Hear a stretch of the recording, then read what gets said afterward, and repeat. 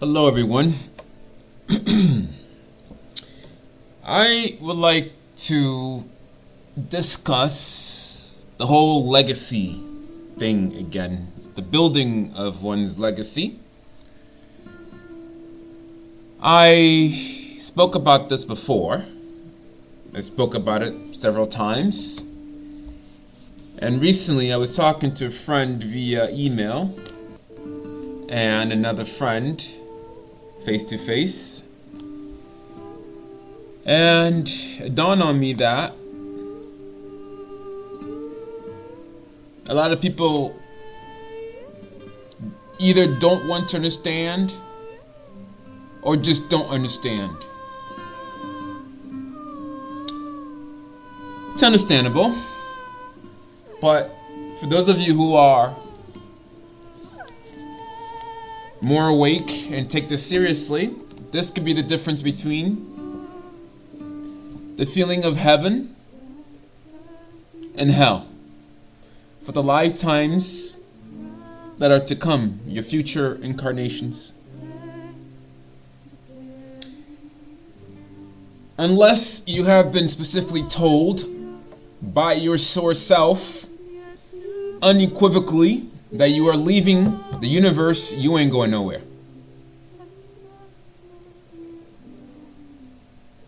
Now, people have opinions, people have belief systems. I have no, let's just say that of all the things that exist, of all the people that exist, of all the beings that exist, there is only one that I bow down to. People's higher selves, because a being's higher self is the same as source consciousness. We often, not me included, but too many people, including source players, have this view of little me. To me, even when I was down and beaten by the council, I never thought this way. I don't understand it. And so the whole issue with like faith and I never got that either. I always, maybe perhaps it was just a way that certain elements of conceptualizing or realizing, making things happen that I brought with me, certain types of awareness that I brought with me into this present incarnation. But when I speak about this legacy thing, it's very, very serious. I mean, go back, think about the fact that certain things are real, like reincarnation is real. If you don't like reincarnation, think about the fact that there is eternal life. If there's eternal life, what happens when you die? When you leave this present place, you don't just go to sleep, you don't just lay dormant underneath the ground, waiting for some religious figure to wake you up. You are a lot more than you give yourself credit for. And the legacy thing is not necessarily for your children's children or your children's or your sons and daughters. The legacy thing is a lot more than that. The legacy, building a legacy, is for you. Most of the time, it's for you. Unless you can specifically tell me what's going to happen after this lifetime, where you're going to go. I say you better work on your legacy. I say you better pay attention. You better pay attention to your financial position, your financial, wherever you are financially, property-wise, possession-wise.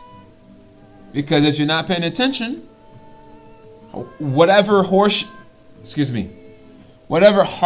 you're facing now will be the same, if not worse, in the next life. Because you actually have a choice in what happens if you put effort into building something for beyond this lifetime. Because your source that which I will bow down to without hesitation, because I know it is the same as me, because I know it never lies and knows no little me. I mean, that's the reason why I challenge beings on this frequency and other frequency, because I know I have been, I don't want to say coward, I know I've given away my power, and now that I know who I am, you come near me to mess with me, I don't need Source to protect me. And when I need Source, I ask for it. So building this legacy is a form of protection, not just your pocket, but it's a form of protection. It's a form of peace. Peace. And let's say you ascend beyond this level. Ascension doesn't necessarily mean that you go to a different frequency. Ascension can mean you actually come back here. If your Source understands that you will be better served in this frequency than another frequency,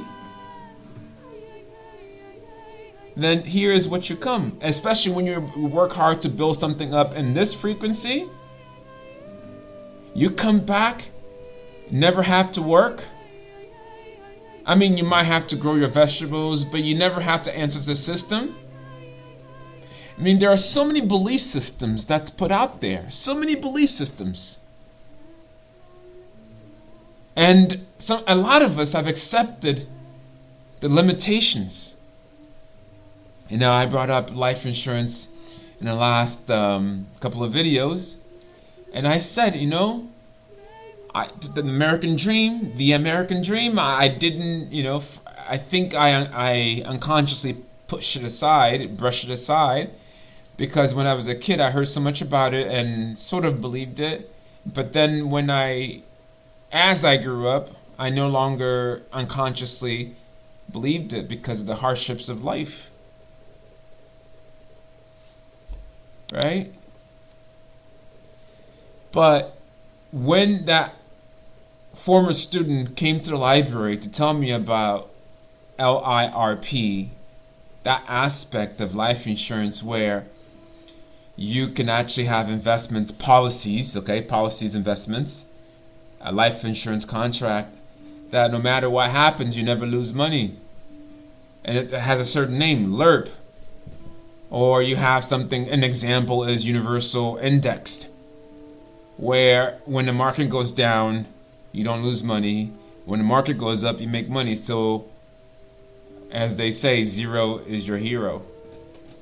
And these things exist. So why hasn't the system given this opportunity? They don't give a shit. The people's at the top. What did you say? The people, excuse me. The people, wow, bad English. The people at the top. The people, the owners, the founders of these corporations, the founders of life insurance companies.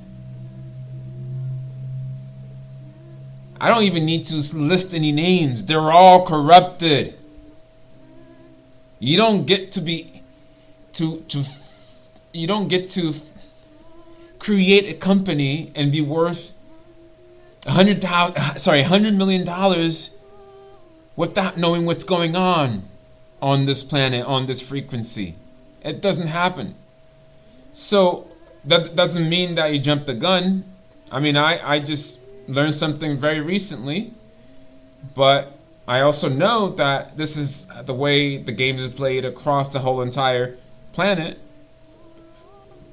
So I know that I have to protect myself financially before making certain exposures.